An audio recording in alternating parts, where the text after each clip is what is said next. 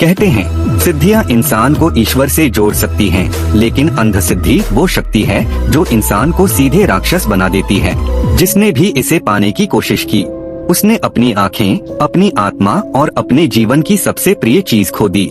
ये कहानी है उसी औरत की जिसने अंधसिद्धि को जगाया और उसके बाद गांव में मौत ने डेरा डाल दिया। साल 1995 मध्य प्रदेश का एक दूरदराज का गांव रत्नाखेड़ा। गांव छोटा था, लेकिन चारों ओर फैले जंगलों और रहस्यमयी झील की वजह से हमेशा डरावना लगता था।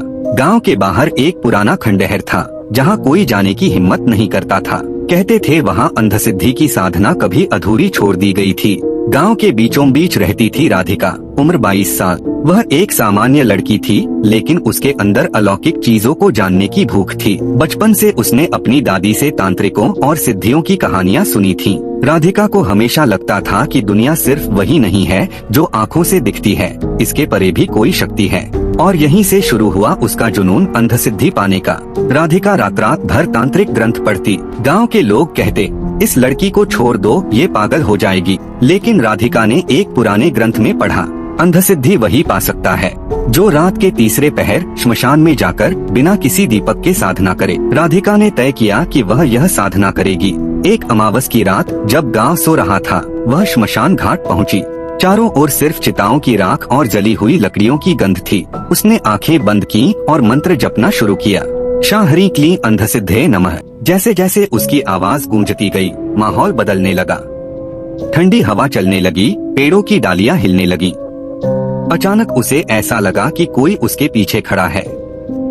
उसने आंखें खोलीं और देखा एक लंबा काला साया बिना चेहरे का उसके सामने खड़ा है। उस साये ने गहरी आवाज में कहा, क्या तू मुझे जगाने आई है? क्या तू अपनी आंखों की रोशनी कुर्बान करेगी? राधिका ने कांपते हुए कहा, हाँ, मैं अंधसिद्धि चाहती हूँ। साया हंस पड़ा, तो आज से तेरी आंखें तुझे दिखाएंगी वो जो बाकी इंसान कभी नहीं देख सकते, लेकिन कीमत चुकानी होगी। अचानक राधिका की आंखों से खून टपकने लगा। उसे सब कुछ धुंधला दिखने लगा। लेकिन उसी वक्त उसने श्मशान में सैकड़ों आत्माओं को घूमते हुए देखा, बिना सिर के, जले हुए शरीर और काले धुएं जैसी परछाइयां। राधिका अब देख सकती थी मृत्यु के पार की दुनिया। अगले ही दिन गांव में अजीब घटनाएं शुरू हो गईं। रात को लोगों के दरवाजे अपने आप खुल जाते। कुएं से औरतों की चीखें सुनाई देती। बच्चों को सपनों में एक औरत दिखाई देती बिना आंखों के। गांव के लोग समझ गए कि राधिका ने कुछ ऐसा छेड़ दिया है जो नहीं छेड़ना चाहिए था। एक रात गांव का चौकीदार शिवराम मर गया। उसकी लाश श्मशान के पास मिली, चेहरा पूरी तरह झुलसा हुआ, लेकिन उसकी आंखें गायब थीं। लोगों ने कहा, ये राधिका की अंधसिद्धि का खेल है। राधिका अब पूरी तरह साधना में डूब चुकी थी। हर रात वह श्मशान जाती और हर बार नए आत्माएं उसकी आंखों के सामने प्रकट होती। लेकिन धीरे धीरे उसकी देह कमजोर होने लगी। उसकी आंखें अंदर धंस चुकी थीं और चेहरा डरावना हो गया था। एक दिन उसने अपनी सहेली से कहा, मैं अब इंसान नहीं रही। मैं देखती हूँ वो सब जो किसी को नहीं देखना चाहिए। गांव वाले उससे डरने लगे।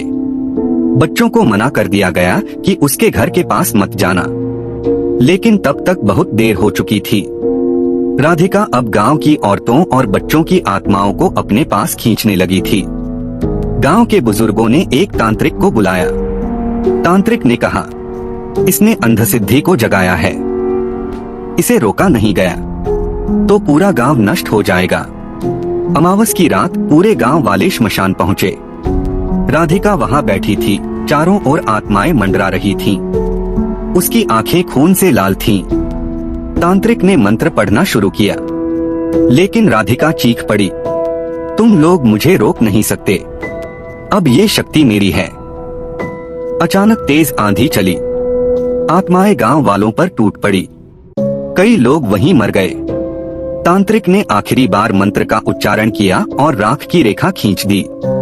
तभी राधिका चीखी और उसका शरीर जलने लगा। लेकिन मरने से पहले उसने कहा, मैं वापस आऊंगी, हर अमावस को। ये अंधसिद्धि कभी खत्म नहीं होगी। गांव से लोग धीरे धीरे पलायन कर गए।